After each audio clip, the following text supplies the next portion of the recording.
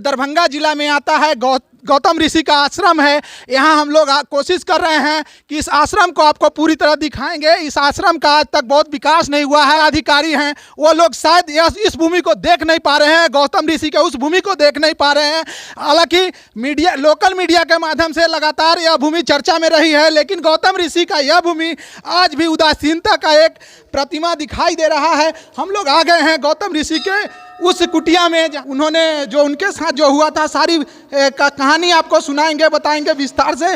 तो आप लोग बने रहिए, हम लोग हैं गौतम ऋषि के आश्रम में। धन्यवाद। गौतम ऋषि के बारे में हम तो ज़्यादा नहीं जानते हैं, लेकिन जहां हम लोग आए हैं गौतम ऋषि के आश्रम में, हम यहाँ के स्थानीय सेवक हैं, आचार्य जी हैं, उनसे बात कराएंगे, उनके बारे में ज़्यादा जानकारी आप तक पहुँचाएंगे। बिहार वासियों से कहेंगे कि जैसे यूपी को बिहार विकसित करने के लिए वहाँ के जो मुख्यमंत्री हैं योगी जी, या देश के प्रधानमंत्री जी जो अयोध्या को विकसित करने में लगे हैं, लेकिन यही राम से जुड़ा हुआ भूमि है जिसका विकास नहीं हो रहा है। चाहे वो अहिल्या स्थान हो या माँ जगत जननी का भूमि हो, तो उसके बारे में बहुत कुछ हम जानते नहीं हैं। लेकिन हम आचार्य जी से बात करेंगे, इस भूमि का क्या खासियत है, इस भूमि का क्या है, सारी बात हमारे साथ आचार्य जी करेंगे। क्या सर इस भूमि का क्या है? नमो राघवाय। ये हम महर्षि गौतम आश्रम है, यह गौतम ऋषि का तपोस्थली है। यहाँ पे महर्षि गौतम ऋषि न्याय शास्त्र के यहाँ पे अनेक ऋषि को 88,000 ऋषि को ब्रह्म विद्या दिए हैं, ब्रह्म ज्ञान दिए हैं। इसलिए इस जगह का नाम ब्रह्मपुर पड़ा। ब्रह्म को जानने वाले या ब्रह्म को ज्ञान देने के लिए कारण इनका नाम पड़ा ब्रह्मपुर। ब्रह्मपुर में यह स्थान महर्षि गौतम ऋषि है। यहाँ पे महर्षि गौतम ऋषि की ही पत्नी का नाम अहिल्या है। अहिल्या बहुत सुंदर थी, बहुत सुंदर थी। जब ब्रह्मा जी इनको अपने उत्पन्न किए अहिल्या जी को, तो इतनी सुंदर थी कि इन पे सारे देवता मोहित हो गए।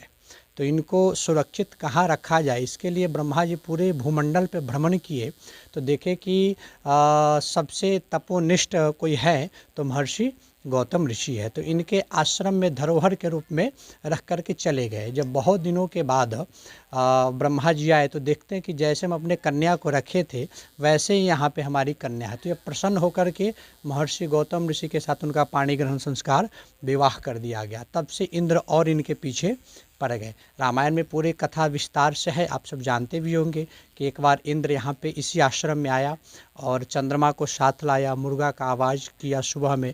महर्षि को लगा कि प्रातःकाल हो चुका है, बगल में दूधमती गंगा बहती है, उसमें स्नान करने के लिए गए और वहीं पे महर्षि गौतम ऋषि का स्वरूप बना करके इंद्र आया और इनका पातिव्रत्य धर्म जो था उसको नष्ट किया। उसी समय गौतम ऋषि आ गए और इंद्र को भी श्राप दे दिए और पत्नी को भी श्राप दे दिए कि तुम जाओ, जानते हो तब भी तुम पाषाण बन गई, तुम पाषाणवत व्यवहार के तुम पाषाण बन जाओ। त्रेता युग में जब श्री रामचंद्र जी विश्वामित्र के साथ मिथिला गमन यात्रा कर रहे थे तो विश्वामित्र जी कहते हैं कि गौतम नारी श्राप वश उपल देह धरि धीर चरण कमल रज चाहती कृपा करहूँ रघुवीर। हे रघुवीर, यह जो अहिल्या जो है पत्नी गौतम ऋषि की, यह आपके चरण रज के ललायित है, आप अपने चरण रज से इनको उद्धार कीजिए। वही यह महर्षि गौतम ऋषि आश्रम है। यहाँ पे पतितों का भी पावन हुआ है, ऐसे पवित्र स्थान है। आप सब यहाँ पे 7 कुंड भी है, उनको भी आप सब, इसमें 7 कुंड है,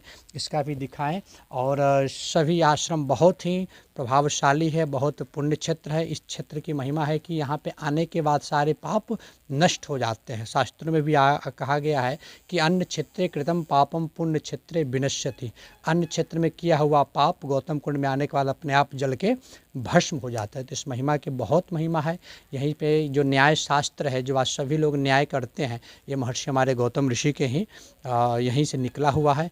आप सब यहाँ इस आश्रम में जरूर आए और आप सब अपने दर्शकों को मुख्य रूप से दिखाएं। की बात यहाँ पे मतलब वर्णित बताई जाती है, क्या कुछ रहस्य है? हाँ, यहाँ पे जब ये कथा उसी समय जिस समय ब्रह्मा जी अपने पुत्री को यहाँ पे छोड़े थे, तो उस समय अहिल्या जी इतनी सुंदर थी कि आप जेंट्स लोग तो कहीं भी नदी में स्नान कर ले या कहीं और दूर जा कर के स्नान कर ले, लेकिन एक महिला कैसे जा सकती है? तो ब्रह्मा जी अपने 7 बाणों से 7 समुद्रों का जल यहाँ पे 7 वान छोरी और 7 यहाँ से पाताल गंगा निकली है, जो आज भी प्रत्यक्ष रूप से यहाँ पे 7 कुंड यहाँ पे विद्यमान है। कालांतर में 2 का लुप्त हो गए हैं, लेकिन आज भी 5 कुंड जीवित है यहाँ पे। जो वहाँ पे कुछ ऐसे मिट्टी, कभी कभी जब जल कमता है तो हम लोग निकालते हैं तो अंदर से जैसे फुव्वारा निकलता, वैसे आज भी 5 कुंड है। हम लोग उसको बढ़िया से मरम्मत करके सुरक्षित रखे हुए हैं, जो अभी जल के पूरा विद्यमान है। तो ये पाताल गंगा और गौतम कुंड से फेमस है। यहाँ पे स्नान करने से सारे पाप ताप नष्ट हो जाते हैं। आप सभी इस गौतम कुंड का दर्शन तो करें। लगातार हम लोग गौतम कुंड का दर्शन करा रहे हैं हमारे बिहार वासियों को, हमारे देशवासियों को। तो आप लोग इंसाफ तक न्यूज़ चैनल पर बने रहिए, शेयर कीजिए, सब्सक्राइब कीजिए, क्योंकि गौतम ऋषि के आश्रम में जो लगाते हैं उनका सारा पाप धुल जाता है, सारा पाप नष्ट हो जाता है, सारा पाप जल जाता है। तो आज हम लोग गौतम ऋषि के कुंड में हैं। पूरी कथा हम आपको और विस्तार से दिखाएंगे, तो आप हमारे चैनल पर बने रहिए, शेयर कीजिए, सब्सक्राइब कीजिए।